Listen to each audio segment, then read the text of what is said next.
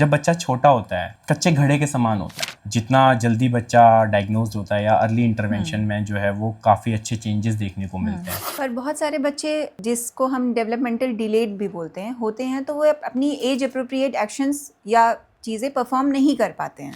जैसे कि बच्चा ग्रूमिंग खुद से कर पा रहा है कि नहीं कर पा रहा है, वो ड्रेसिंग अनड्रेसिंग खुद से कर पा रहा है कि नहीं, वो शू लेसिंग कर पा रहा है कि नहीं कर पा रहा है, वो अगर टॉयलेट ट्रेंड है तो वो स्कूल में जाके टीचर को बता पा रहा है कि नहीं बता पा रहा है। अगर उसकी प्रोग्रेस आने में 4 हफ्ते का टाइम लग रहा है या 1 महीने का टाइम लग रहा है किसी गोल को सिखाने में, अगर टीम अप्रोच के साथ वही काम हो रहा है तो शायद हो सकता है कि वो 2 हफ्ते में या उससे कम टाइम में भी बच्चा सीख जाए। कहीं ना कहीं हर पेरेंट के दिमाग में होती है ये बात कि कितने टाइम तक मेरे बच्चे की थेरेपी चलेगी, कितने दिन और मेरे को आना पड़ेगा सेंटर में।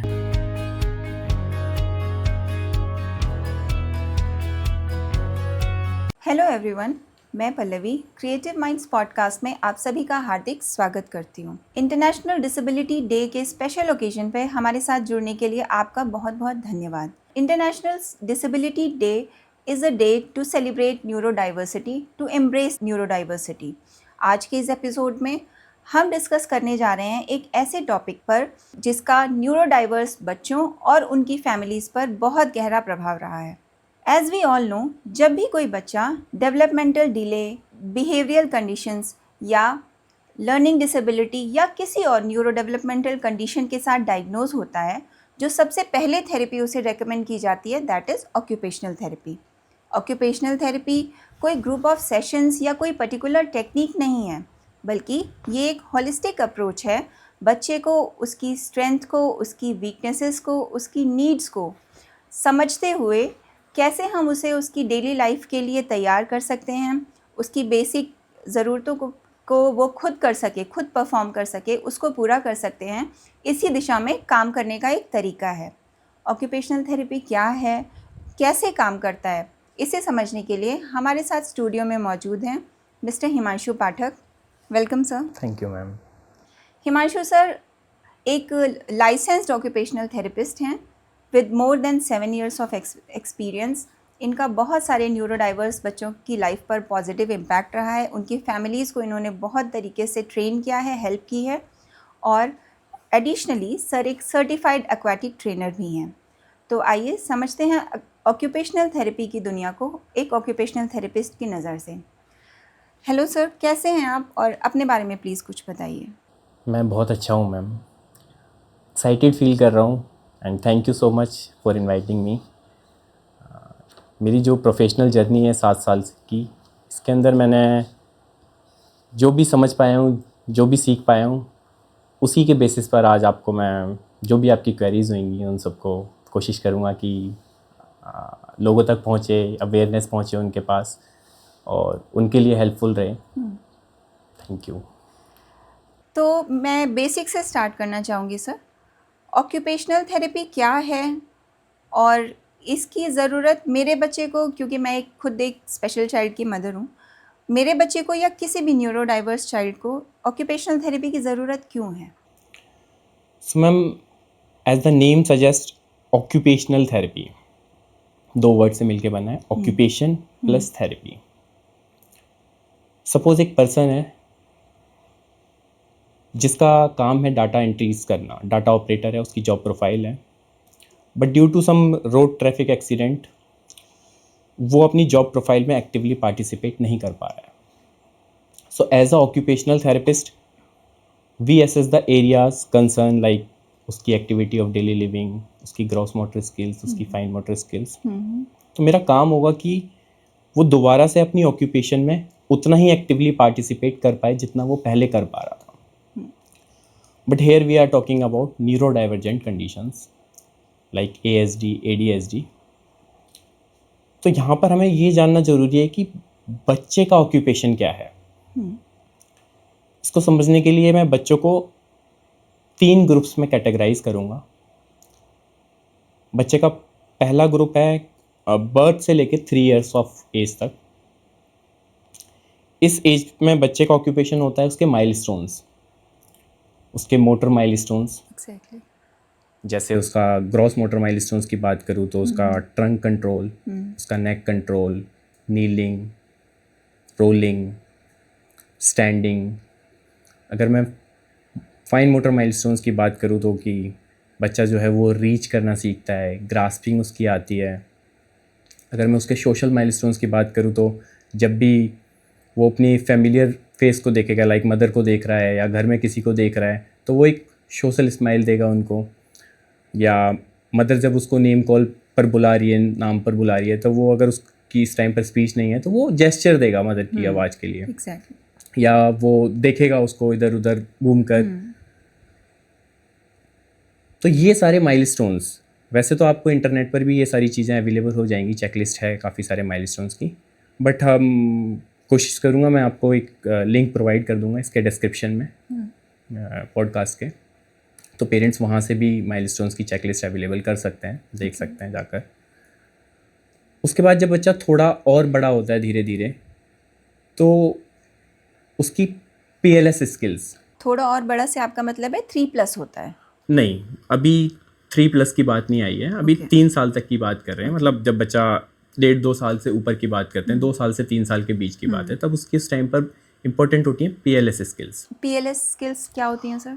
PLS स्किल मतलब मैम प्री रिक्वेसिट लर्निंग स्किल। बच्चे को कोई भी स्किल सीखने से पहले की कुछ चीज़ें, कुछ डोमेन्स हैं, बच्चे को अगर ये सारे डोमेन्स उसके अच्छे हैं बच्चे के, तो उसको कोई भी स्किल सीखना या सिखाना दोनों ही ईजी है हमारे लिए।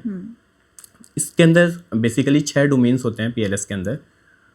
बच्चे का आई कांटेक्ट, उसका eye gaze, joint attention, sustain attention, sitting tolerance and compliance. अगर बच्चे की ये डोमेन्स बच्चा अच्छा कर रहा है, परफॉर्म कर रहा है, तो उसको फिर कोई भी स्किल सिखाना ईजी हो जाता है। इस एज ग्रुप में बच्चे का ऑक्यूपेशन यही है। हम सेकंड ग्रुप की बात करते हैं, 3 साल से 6 साल तक के बच्चे हैं। इस एज ग्रुप में जब बच्चा 3 साल या 3 से 3+ होता है, तो उसकी इम्पोर्टेंट हो जाती है उस टाइम पर प्ले स्किल्स। बच्चे की प्ले स्किल्स कैसी हैं, वो पैरेलल प्ले कर रहा है या एक्सप्लोरेटरी प्ले कर रहा है, वो किस टाइप का प्ले कर रहा है। जब बच्चा धीरे धीरे फिर वो प्री स्कूल में जाना स्टार्ट होता है, जब स्कूल गोइंग बच्चा है, प्री स्कूल में जा रहा है, वो प्ले स्कूल्स में जा रहा है, तो वहाँ पर उसकी सिटिंग टॉलरेंस कैसी है, बच्चा बैठ रहा है कि नहीं बैठ रहा, उसकी अटेंशन एंड कॉन्सेंट्रेशन कैसी है उस टाइम पर, या वो टॉयलेट ट्रेंड है कि नहीं। अगर वो कम्युनिकेशन के थ्रू नहीं बता पा रहा, तो क्या टीचर को जेस्चर के थ्रू अपनी बात को बता पा रहा है कि नहीं बता पा रहा है। तो इस एज ग्रुप में अगर ये सारे डोमेन्स, इस सारे क्राइटेरिया को वो फुलफिल कर पा रहा है, यही उसका ऑक्यूपेशन है जी। जब बच्चा थोड़ा और बड़ा होता है, मैं थर्ड ग्रुप की बात करता हूँ, 6+ ईयर्स की बात करता हूँ, 6 साल से ऊपर के बच्चे। इस एज ग्रुप में सबसे ज़्यादा इंपॉर्टेंट है बच्चे की ADL स्किल्स। अगर मैं OT पॉइंट ऑफ व्यू से बात करूँ, ADL skills, activity of daily living. जैसे कि बच्चा ग्रूमिंग खुद से कर पा रहा है कि नहीं कर पा रहा है, वो ड्रेसिंग अनड्रेसिंग खुद से कर पा रहा है कि नहीं, वो शू लेसिंग कर पा रहा है कि नहीं कर पा रहा है ना। वो अगर टॉयलेट ट्रेंड है तो वो स्कूल में जाके टीचर को बता पा रहा है कि नहीं बता पा रहा है, ये स्किल्स। इसके साथ साथ जब थोड़ा और बच्चा बड़ा होता है तो फिर आती है प्री वोकेशनल स्किल्स, वोकेशन से पहले की स्किल्स। अगर इस एज क्राइटेरिया के अंदर वो इन डोमेन्स को फुलफिल कर पा रहा है, वो सारी चीज़ों को कर पा रहा है, यही बच्चे का ऑक्यूपेशन है। अगर इनमें से कहीं पर भी किसी भी क्राइटेरिया में ऐसा लगता है कि बच्चा इस स्किल को लैक कर रहा है या ये चीज़ें वो फ्लक्चुएट कर रही हैं बच्चे की, तो वहाँ पर काम आता है ऑक्यूपेशनल थेरेपी का। वहाँ पर काम करती है ऑक्यूपेशनल थेरेपिस्ट, वहाँ पर हमारा काम है। तो यही है ऑक्यूपेशनल थेरेपी, अगर मैं आपको रफली समझाऊँ तो। पर बहुत सारे बच्चे जिसको हम डेवलपमेंटल डिलेड भी बोलते हैं होते हैं, तो वो अपनी एज अप्रोप्रिएट एक्शंस या चीज़ें परफॉर्म नहीं कर पाते हैं, फिर भी बहुत दिनों तक OT चलती रहती है, ऑक्यूपेशनल थेरेपी चलती रहती है। तो ऑक्यूपेशनल थेरेपी कितने दिनों तक चलती रहनी चाहिए, कब तक ऑक्यूपेशनल थेरेपी की ज़रूरत होती है? ऑक्यूपेशनल थेरेपी या कोई भी therapy, actually thank you for asking this question. Actually ये मतलब कहीं ना कहीं हर पेरेंट के दिमाग में होती है ये बात कि कितने टाइम तक मेरे बच्चे की थेरेपी चलेगी, या कितने दिन और मेरे को आना पड़ेगा सेंटर में। तो बेसिकली मैम हमारे पास ना 2 टाइप के पेरेंट्स आते हैं। एक पेरेंट वो आता है जो कहता है कि sir you are doing great job and thank you so much, आपकी वजह से मेरे बच्चे ने ये सारी अचीवमेंट्स करी, ये सारी स्किल्स उसको आई बच्चे को। एंड दूसरा पेरेंट वो जो रिसेप्शन पर या बाकी दूसरे पेरेंट को बोलता है कि we are coming here from past 2 years और 3 years। Complaining parents. हाँ, बट अभी तक बच्चे में उतने चेंजेस नज़र नहीं आए या उतनी इम्प्रूवमेंट नज़र नहीं आई। बट ऐसा तो नहीं है कि मैं एक बच्चे के साथ अच्छा कर रहा हूँ और एक बच्चे के साथ उतनी टाइम नहीं दे रहा हूँ उसको। मेरे लिए सारे बच्चे बराबर हैं। Ma'am, in neuro divergent brain every child is unique. सबके ब्रेन की न्यूरोप्लास्टिसिटी अलग है, डिफरेंट है। न्यूरोप्लास्टिसिटी क्या है सर? न्यूरोप्लास्टिसिटी मैम ब्रेन की एक एबिलिटी है कि वो कितने न्यू कनेक्शंस को डेवलप करता है या पुराने कनेक्शंस को चेंज करके अपनी फंक्शनिंग को बेटर करने के लिए ब्रेन की एक एबिलिटी है। और ये हर न्यूरोडाइवर्स चाइल्ड में अलग होती है? हाँ, इवन एक नॉर्मल इंडिविजुअल में भी अलग अलग है ना। ओके। तो अगर मैं इसको एग्जांपल के तौर पर अगर एक छोटा सा एग्जांपल दूं कि सपोज़ मेरे पास एक बच्चा आता है और स्कूल से उसकी कंप्लेन है कि सर बच्चे की हैंड राइटिंग स्किल्स बहुत पुअर है। तो मैं ओटी इंटरवेंशन का यूज़ करके उसको जो भी चीज़ें होती हैं ओटी इंटरवेंशन में, मैं उसको फिंगर स्ट्रेंथिंग एक्सरसाइज करा रहा हूँ, मैं उसको ग्रिप स्ट्रेंथिंग एक्सरसाइज करा रहा हूँ, मैं उसको प्रिसीजन स्किल्स बता रहा हूँ कि you have to colour with in the line, या फिर मैं उसको शेप ट्रेस करने के लिए बोल रहा हूँ। मैं सारा इंटरवेंशन उसको कर रहा हूँ और मैं उसका सेशन डेली ले रहा हूँ, मतलब मैं डेली क्लास कर रहा हूँ उसकी, डेली मेरे पास आ रहा है बच्चा। तो होता क्या मैम, बाय द टाइम मैं स्पेसिफिक ब्रेन के एक स्पेसिफिक एरिया को डेली सिग्नल मिल रहा है कि बच्चा एक्टिविटी वही काम डेली कर रहा है। ब्रेन का वो स्पेसिफिक एरिया के पास डेली सिग्नल जा रहा है, एक न्यूरल पाथवे जनरेट हो रहा है। न्यूरल पाथवे जब जनरेट हो रहा है वो डेली सिग्नल ब्रेन के पास जा रहा है, तो एक स्ट्रॉन्ग न्यूरल कनेक्शन डेवलप होगा और वो स्ट्रॉन्ग न्यूरल कनेक्शन की वजह से वो जो एरिया रिस्पॉन्सिबल है उस स्किल के लिए, जो स्किल बच्चे में पहले नहीं थी, अभी वो स्किल क्या होगी, उसकी एक्वायर्ड हो जाएगी, एक्वायर्ड कर लेगा वो। तो जैसे उसकी हैंड राइटिंग स्किल थी तो वो धीरे धीरे बाय द टाइम एनहेंस होना स्टार्ट हो जाएगी उसकी हैंड राइटिंग स्किल, जो उसके पास पहले नहीं थी बट अभी हो जाएगी। This is how neuroplasticity work. Neuroplasticity का अर्ली इंटरवेंशन के साथ बड़ा काफ़ी रोल है। आपने काफ़ी लोगों से सुना होगा या काफ़ी रिसर्चेस ऐसी देखी होंगी कि जितना जल्दी बच्चा डायग्नोज होता है या अर्ली इंटरवेंशन में जो है वो काफ़ी अच्छे चेंजेस देखने को मिलते हैं। उसका रीज़न मैम यही है कि जब बच्चा छोटा होता है तो उसके इतने न्यूरल कनेक्शंस डेवलप नहीं होते हैं। वो बच्चा एक कच्चे घड़े के समान होता है। उसको आप जैसे शेप देना चाहोगे आप दे दोगे, उसको आप जो स्किल सिखाना चाहोगे वो सिखा पाओगे, क्योंकि ब्रेन ने इतने स्ट्रॉन्ग न्यूरल कनेक्शन उस टाइम पर डेवलप नहीं किए होते हैं। तो इसीलिए हम बोलते हैं कि जितना जल्दी बच्चा डायग्नोज्ड होगा, जितना अर्ली इंटरवेंशन होगा, उतना उसकी लर्निंग अच्छी होगी, उतना इम्प्रूवमेंट आपको नज़र आएगा या उतना जल्दी बच्चा प्रोग्रेस करेगा। क्योंकि उस टाइम पर न्यूरल कनेक्शंस नहीं होते हैं, तो हमारे को कोई भी स्किल सिखाना इजी होता है या बच्चे को सीखना बहुत इजी होता है। तो सेकंड पॉइंट है इसमें कि क्वालिटेटिव टाइम। पेरेंट्स कितना क्वालिटेटिव टाइम अपने बच्चे को दे रहे हैं। जैसे मैं एक एग्जांपल बताता हूँ, मैम प्रैक्टिकल एग्जांपल है कि अभी कुछ दिन पहले मेरे पास एक पेरेंट आया और उनका कंसर्न था कि सर हमारे बच्चे का 3rd बर्थडे है और उसको कई सारे टॉयज़ गिफ्ट्स में मिले हैं, बट ये उन टॉयज़ के साथ सर खेलता नहीं है, उनको या तो फेंक देगा या तोड़ देता है। बच्चे को नहीं पता है उनके साथ कैसे खेलना है। अगर मैं आपको कोई एक ऐसा गैजेट दूं जो आपको ऑपरेट करना नहीं आता है, आप क्या करोगे? इधर उधर पड़ा रहेगा, फेंकेंगे नहीं, रख देंगे। आप बड़े हो तो फेंकोगे नहीं या तोड़ोगे नहीं, रख दोगे, उसको पड़ा रहेगा वो। Same goes with the child.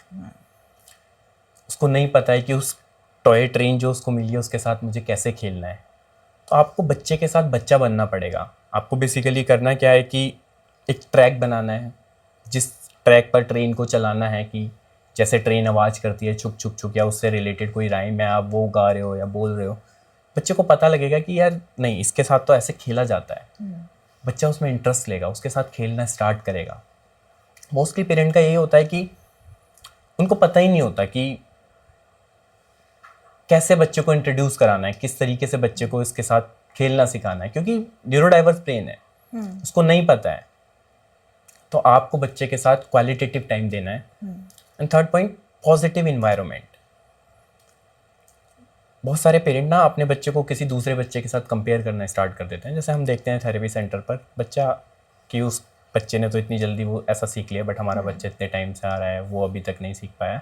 Never compare your child with any other child.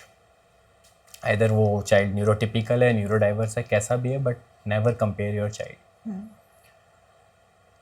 जैसे कि मैंने बताया, सबके ब्रेन की न्यूरोप्लास्टिसिटी अलग है, सबके सीखने की क्षमता अलग अलग है। हो सकता है कोई बच्चा एक स्किल को 2 हफ्ते में सीख रहा है, बट वही दूसरा बच्चा उस स्किल को सीखने के लिए 4 हफ्ते ले रहा है। पॉजिटिव रहो, मोटिवेट करो बच्चे को जितना ज़्यादा हो सकता है, उसकी छोटी छोटी अचीवमेंट्स को सेलिब्रेट करो उसके साथ।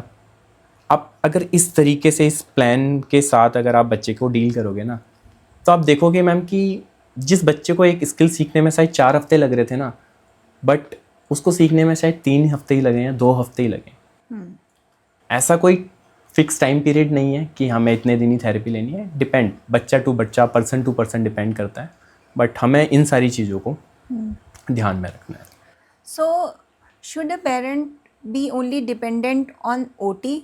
सिर्फ ऑक्यूपेशनल थेरेपी पे ही डिपेंडेंट रहना चाहिए, या घर पे कैसे पेरेंट्स या मैं या कोई भी पेरेंट, फादर है, मदर है, फैमिली मेम्बर्स हैं, सपोर्ट कर सकते हैं ऑक्यूपेशनल थेरेपी को घर पे, हाउस होल्ड कोर्स में, या बच्चों को घर पे किस तरह से ऑक्यूपेशनल थेरेपी की लर्निंग्स को ऐड ऑन कर सकते हैं? मैंने ऐसा देखा है कि एक बच्चा जो है वो मैक्सिमम उसके 2 या 3 सेशन होते हैं जब भी थेरेपी सेंटर पे आता है, तो अप्रोक्स 2.25 घंटे से 3 घंटे तक बच्चा जो है वो मैक्सिमम थेरेपी सेंटर पर। बट वो 20 to 22 आवर्स के लिए वो आपके साथ ही होता है, घर पर होगा, है ना, अपने पेरेंट्स के साथ है बच्चा। आपको करना क्या मैम कि जो भी आपका कंसर्न थेरेपिस्ट है, उसके जो सेशंस हो रहे हैं, लाइक उसका स्पीच थेरेपिस्ट हो रहा है, उसका बिहेवियर थेरेपी हो रही है, उस बच्चे का स्पेशल एजुकेशन हो रहा है ना, स्पेशल एजुकेटर, जो भी आपके कंसर्न थेरेपिस्ट हैं, उनके साथ बात करनी है। और आपको पूछना है कि आपके जो चीफ कंसर्न है, जो भी आपने बच्चे के साथ डिस्कस किए हुए हैं, उनके लिए थेरेपिस्ट के गोल्स क्या हैं। क्योंकि पेरेंट का और थेरेपिस्ट का गोल सेम होना बहुत ज़रूरी है। ऐसा नहीं कि थेरेपिस्ट अलग डायरेक्शन में काम कर रहा है और पेरेंट जो है वो अलग डायरेक्शन में काम कर रहा है। सो आप कहना चाह रहे हैं कि occupational therapist always works on goal oriented programmes? Not only occupational therapist, I think पूरी टीम मेंबर जितने भी लोग हैं टीम में, सबको, इवन पेरेंट्स ऑल्सो, सबको सिमिलर डायरेक्शन में काम करना है, सेम गोल के अंदर काम करना है। लाइक मैं आपको एक एग्जांपल देता हूँ कि एक बच्चा है जो उसका कंसर्न है हैंड फ्लैपिंग। पेरेंट का कंसर्न है बच्चा हैंड फ्लैपिंग बहुत करता है। मैं ऑक्यूपेशनल थेरेपिस्ट हूँ, मैं अपना ओटी इंटरवेंशन उसके साथ कर रहा हूँ। साथ में कोई दूसरा मेरे साथ, मेरी टीम मेंबर में स्पीच थेरेपिस्ट है जो उसका स्पीच सेशन ले रहा है। मुझे पता है कि बच्चा हैंड फ्लैपिंग कर रहा है और मुझे उसको इन्वायरमेंटल मॉडिफिकेशन के लिए, क्लासरूम मॉडिफिकेशन के लिए मुझे उसके वेटेड कफ जो है उसके हैंड में डालने हैं। तो मैंने उसके स्पीच थेरेपिस्ट को बता दिया कि सर आपको जब भी सेशन लेना है तो इसके साथ, बच्चे के साथ उसके हैंड फ्लैपिंग ना करे वो उस सेशन के टाइम पर, आप क्या करो, इसके वेटेड कफ जो है वो हाथ में डाल दो। तो वो अपने गोल्स पर काम कर रहे हैं, जो भी उनके स्पीच के गोल्स हैं, बट वो उस टाइम पर वेटेड कफ डाल के कर रहे हैं, है ना, जो मैंने उनको रिकमेंड किया। तो उससे क्या है कि वो बच्चा हिंड्रेंस नहीं कर रहा है, जो भी वो उसको स्पीच में सिखाना चाह रहे हैं, जो भी उनके गोल्स हैं, वो उसके साथ काम ईजिली हो पा रहा है। तो ये टीम वर्क है जिस तरीके से हम काम कर रहे हैं। तो मुझे लगता है कि पेरेंट्स को जो है वो थेरेपी सेशंस ऑब्जर्व करना बहुत ज़रूरी है टाइम टू टाइम, है ना। क्योंकि होता क्या है कि जैसे थेरेपिस्ट कमांड देता है ना, कोई भी इंस्ट्रक्शन दे रहा है बच्चे को, बच्चा उस इंस्ट्रक्शन को मान लेता है, जबकि पेरेंट वही इंस्ट्रक्शन दे रहा है या वही कमांड दे रहा है ना, तो बच्चा उसके साथ नहीं, क्योंकि आपको देखना है कि थेरेपिस्ट किस तरीके से उस इंस्ट्रक्शन दे रहा है। या अगर बच्चे का थेरेपी सेशन के बीच में कोई मेल्टडाउन हो रहा है ना, या उसके कोई बिहेवियर या टेंट्रम है, तो थेरेपिस्ट उसको कैसे टैकल कर रहा है ना, आपको समझना है ये चीज़। सो मेरा नेक्स्ट क्वेश्चन ये है सर कि जैसे घर में आपने बताया कि पेरेंट्स का या घर में जो भी लोग रह रहे हैं उनका इन्वॉल्वमेंट बहुत ज़रूरी है बच्चे के साथ, पर हर बार बच्चा वही इक्विपमेंट्स वही चीज़ें देख कर कि अभी मैं थेरेपी में भी यही करके आया हूँ या आई हूँ, बच्चा इरिटेट होने लगता है। तो पहली चीज़ तो मैं ऑक्यूपेशनल थेरेपी को और बूस्ट कर सकूँ, उसकी लर्निंग को अपने बच्चे में और बूस्ट कर सकूँ, उस तरह चीज़ों के लिए मैं घर पे क्या चीज़ें कर सकती हूँ, और मुझे कुछ 4-5 ऐसे चीज़ों की आप प्लीज़ लिस्ट बताइए जिससे मैं घर की ही चीज़ों से अपने बच्चे को सिखा सकूं वो सारी चीज़ें जो आप एक थेरेपिस्ट या ऑक्यूपेशनल थेरेपिस्ट थेरेपी में सिखाता है, जो बच्चे की लर्निंग के लिए, आपने बताया एडीएल के लिए, फाइन मोटर या ग्रॉस मोटर के लिए हेल्पफुल होती हैं।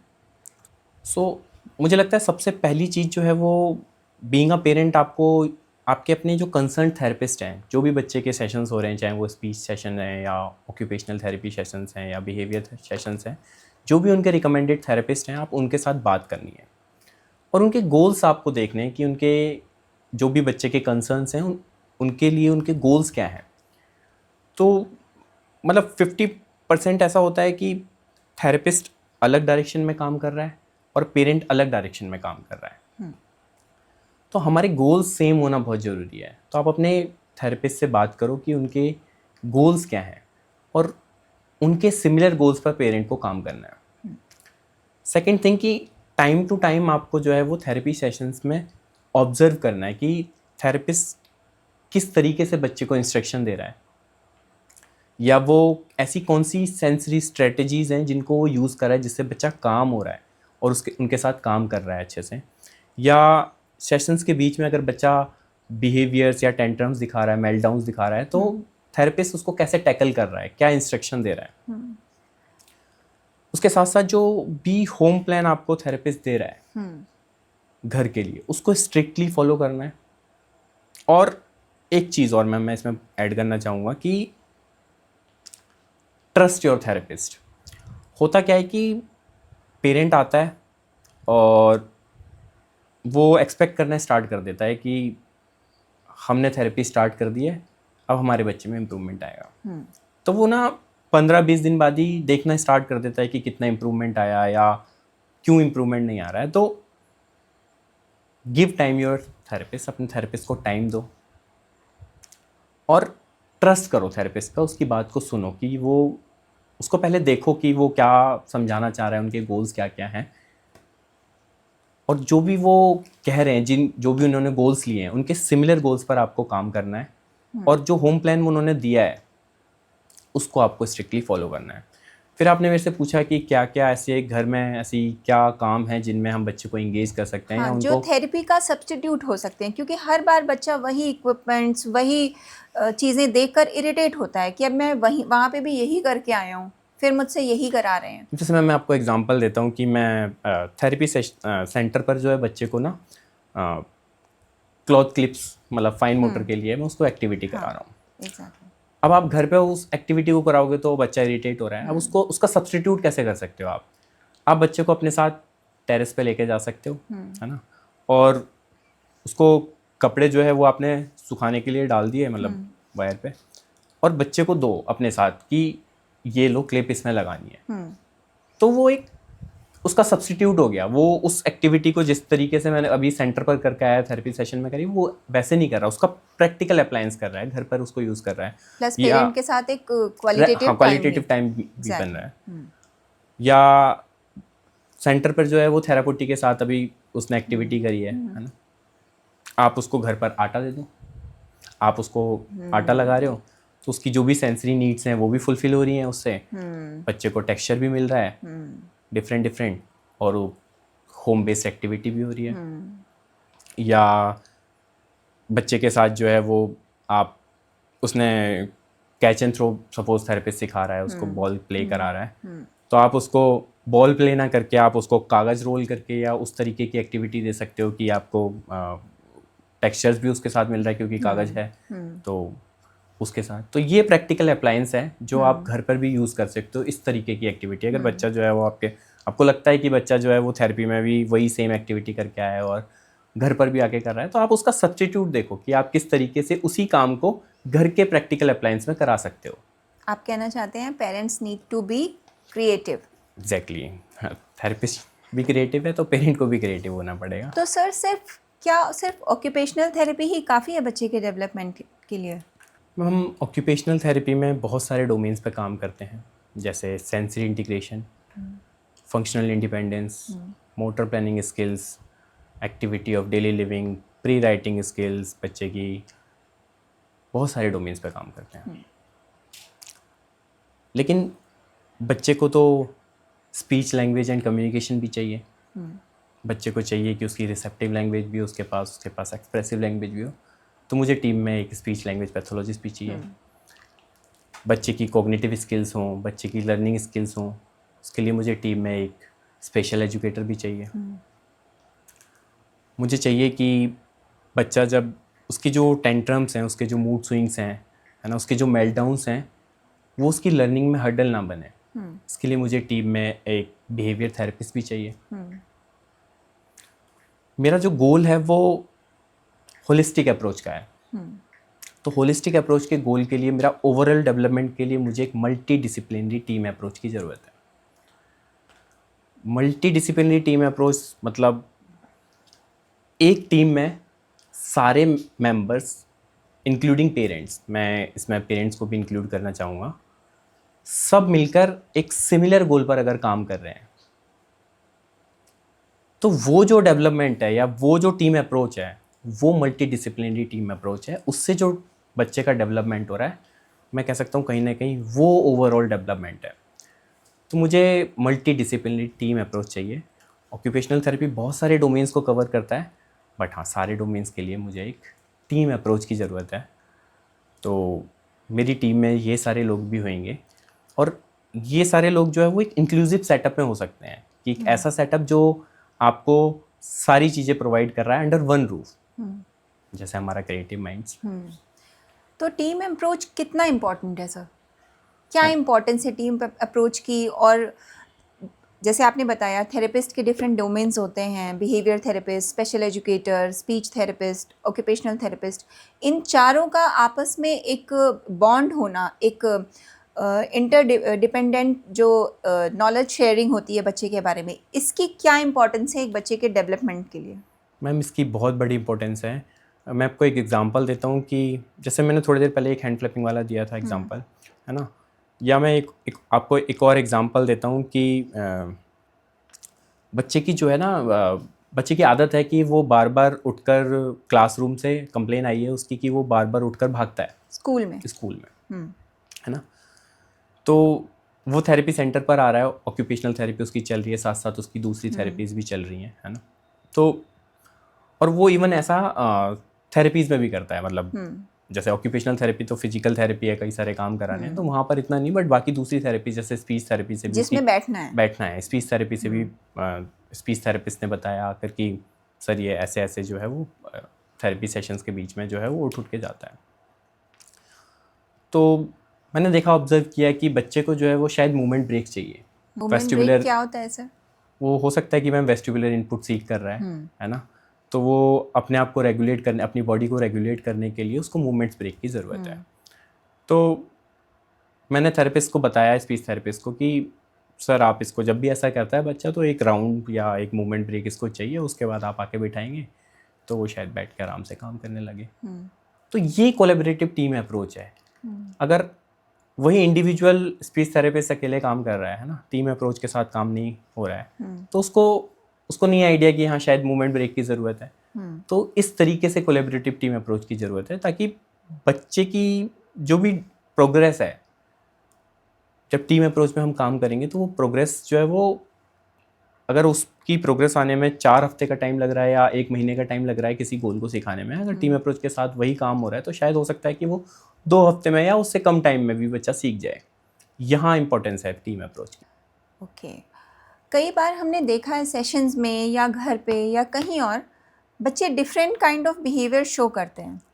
बिना मतलब रोने लगते हैं, आइज़ बंद करते हैं, प्रेशर सीख करते हैं। कई बार वो चीज़ें सेंसरी बताई जाती हैं, कई बार हमें बताया जाता है कि बिहेवियर है। तो हम क्योंकि पेरेंट्स हैं, हमें नहीं समझ आता है कि ये बिहेवियरल कंडीशन है या ये सेंसरी बेस्ड बिहेवियर है। तो हम कैसे डिफरेंस करेंगे सर कि ये दोनों कहाँ क्यों आ रहा है इस तरह का बिहेवियर, सेंसरी बेस्ड है या बिहेवियर बेस्ड है, मैम ये ऑलमोस्ट, या इसके लिए हमें किसकी हेल्प सीख करनी चाहिए? ये वैसे तो बहुत वास्ट टॉपिक है अपने आप में, बट मैं इसको थोड़ा ब्रीफली एक्सप्लेन करके बताता हूँ आपको कि अगर कोई कंसर्न सेंसरी कंसर्न है तो वो इन्वायरमेंट में चेंज नहीं होगा। लाइक अगर कोई बच्चा अपने उसको नॉइज़ नहीं पसंद है, वो अपने ईयर्स को कवर करता है, हाथ लगाता है, तो आप उसको किसी भी इन्वायरमेंट में लेके जाएंगे, चाहे वो बर्थडे पार्टीज़ हों या कोई बाहर विजिट हो फ्रिक्वेंटली, जहाँ पर भी आवाज़ होगी वो अपने कान पर ईयर लगाएगा, बंद करेगा। लेकिन अगर वो बिहेवियर के लिए कर रहा है तो आप अगर इन्वायरमेंट चेंज करेंगे ना तो बच्चा ऐसा शायद नहीं करेगा। मतलब उसने कहीं से देख के सीखा हाँ, है। अगर कहीं देख, मतलब लाइक अगर वो थेरेपी सेंटर आ रहा है ना, और सेंटर आने के टाइम पर ही ऐसा कर रहा है ना, या सेंटर के अंदर सिर्फ ऐसा कर रहा है और बाहर अगर आप उसको लेके जा रहे हैं तो वो ये नहीं कर रहा है, तो मतलब जो भी सेंसरी कंसर्न होगा ना वो इन्वायरमेंट के साथ चेंज नहीं होगा। दूसरी सेकंड थिंग कि जो भी अगर सेंसरी बेस्ड कोई चीज़ है तो मैं अगर उसके अंदर सेंसरी स्ट्रेटेजी कोई फॉलो कर रहा हूँ, लाइक मैं बच्चे को काम करने के लिए डीप प्रेशर दे रहा हूँ या रिदमिक स्विंगिंग करा रहा हूँ मैं उसको, तो सेंसरी स्ट्रेटेजी उसमें काम करेगी, है ना, वो काम होगा। लेकिन अगर वो उसका बिहेवियर होगा तो वहाँ पर सेंसरी स्ट्रेटेजी से आप डील कर रहे हो, लेकिन बच्चा जो है वो फिर भी करेगा वो काम, क्योंकि उसको अटेंशन चाहिए शायद, या हो सकता है कि उसको टास्क नहीं करना है, वो उससे बचना है, या फिर बट मोस्टली केसेस में मैम ऐसा होता है कि ज़रूरी नहीं है ऐसा कि कोई भी कंसर्न जो है वो या तो सेंसरी होगा या फिर बिहेवियर होगा। बहुत सारी इवन 90% बच्चों में मैं बताऊंगा कि सेंसरी कंसर्न के साथ बिहेवियर कंसर्न मिक्स्ड होते हैं। सो ज़रूरी है कि वो ट्रिगर पॉइंट पता करना या पैटर्न पता करना। कई बार मैम ऐसा भी होता है कि बच्चा जो है वो इमोशनली अपने आप को एक्सप्रेस नहीं कर पाता है, उस रीज़न की वजह से भी इमोशनल नहीं कर पा रहा है, उस रीज़न की वजह से भी वो कोई कंसर्न दिखाता है।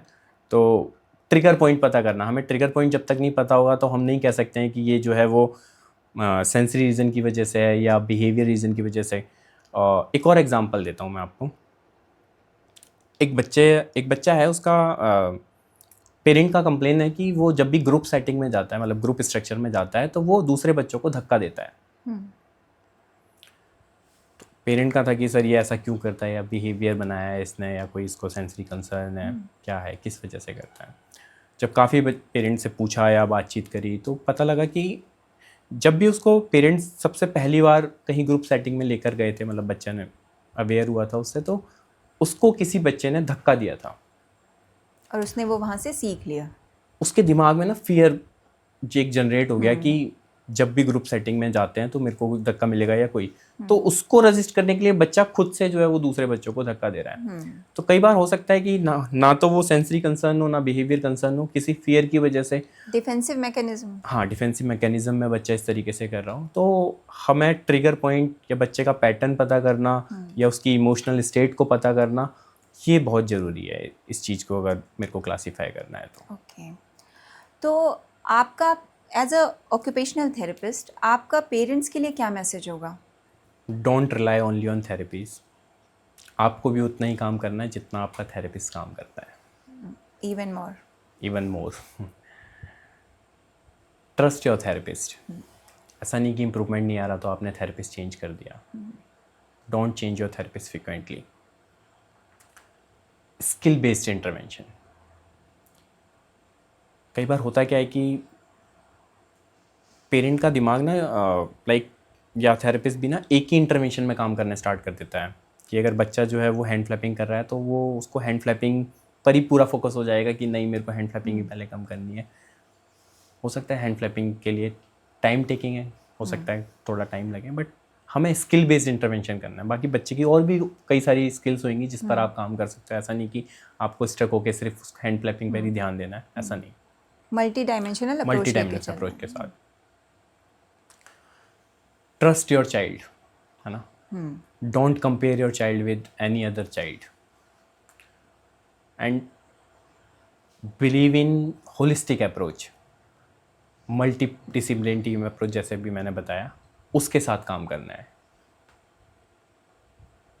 मेरी 7 साल की प्रोफेशनल जर्नी में मैंने यही देखा है कि give time to your child. अपने बच्चे को जितना टाइम हो सकता है ज़्यादा से ज़्यादा टाइम दो, क्वालिटेटिव टाइम. उसके साथ खेलो, प्ले करो, मस्ती करो, बिल्कुल बच्चा बन जाना है. इवन जब बच्चा छोटा है ना, उस टाइम पर ज़्यादा उसकी छोटी छोटी अचीवमेंट्स को एक्नॉलेज करो, उसको मोटिवेट करो, उसके साथ सेलिब्रेट करो. यही सब मेमोरीज़ हैं जो बच्चा आपको उस टाइम पर शायद शेयर नहीं कर रहा, बट उसके अल्टीमेटली माइंड में है. एग्जैक्टली. और अपने थेरेपिस्ट से फ्रिक्वेंटली रेगुलर इंटरवल्स पर बात करते रहो. आप रिपोर्ट डिस्कशंस करो, है ना, आरडीज करो कि आपका थेरेपिस्ट आपको बताएगा कि जब बच्चा एनरोल हुआ था तो उसकी स्किल्स ये थी, आफ्टर 3 months बच्चे की ये स्किल्स हैं, अभी बच्चे ने इतना इतना सीख लिया, आगे किस गोल्स पर काम करना है वो आपको समझाएगा. उसको जानो. और मैं एक चीज़ और बोलना चाहूँगा मैम कि आपका जो भी प्रोफेशन है या आप जहाँ पर भी रहते हैं, आपने देखा होगा कि आपके आसपास वैसे सोसाइटी में काफ़ी अवेयरनेस आई है, बट अभी भी इतनी अवेयरनेस नहीं है. बहुत सारे ऐसे बच्चे हैं जो जिनके पेरेंट्स इस चीज़ को लेके अवेयर नहीं है. एग्जैक्टली. जिनको नहीं पता है कि क्या राइट डायरेक्शन है या क्या राइट गाइडेंस है.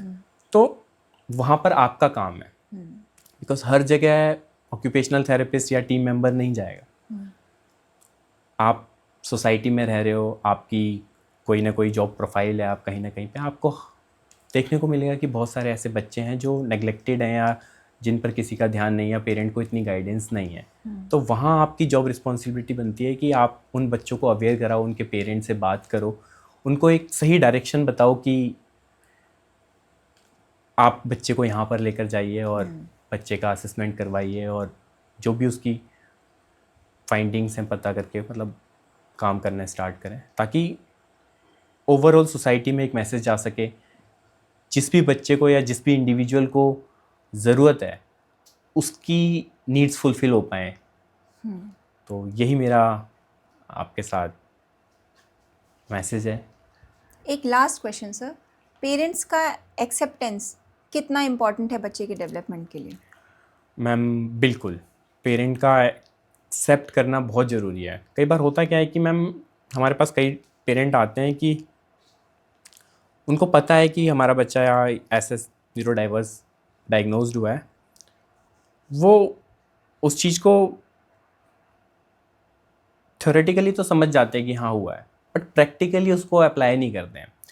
उनको बच्चे को ना वो कहते हैं कि सर मैं बच्चे को बाहर कैसे लेके जाऊँ, जजमेंटल मोड में, है ना, कि सोसाइटी क्या सोचेगी या बाहर लोग क्या सोचेंगे. नहीं, आपका बच्चा है ना, उसको ज़रूरत है अलग अलग इन्वायरमेंट की, उसको ज़रूरत है अलग अलग जगह पे लोकेशंस पर जाने की. उसको लेकर जाओ, आपका बच्चा है, यू हैव टू एक्सेप्ट. आप उसकी पॉजिटिव अप्रोच को देखो ना, पॉजिटिव साइड को देखो उसको कि उसकी क्या स्किल्स हैं. तो अपने बच्चे को जानना बहुत ज़रूरी है पेरेंट के लिए, और उसको एक्सेप्ट करना बहुत ज़रूरी है. Thank you so very much sir हमारे साथ जुड़ने के लिए और इतनी इम्पॉर्टेंट और यूज़फुल इन्फॉर्मेशन शेयर करने के लिए. आई एम श्योर ये सारी इन्फॉर्मेशन जो है न्यूरो डाइवर्स बच्चों के पेरेंट्स के लिए बहुत ही हेल्पफुल साबित होगी.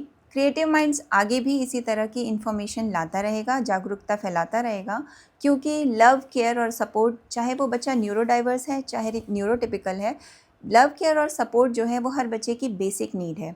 और जागरूकता सिर्फ न्यूरो डाइवर्स बच्चों के पेरेंट्स के लिए ही ज़रूरी नहीं है, बल्कि उन लोगों के लिए और ज़रूरी है जिनके बच्चे न्यूरोटिपिकल हैं, क्योंकि acceptance start from society also.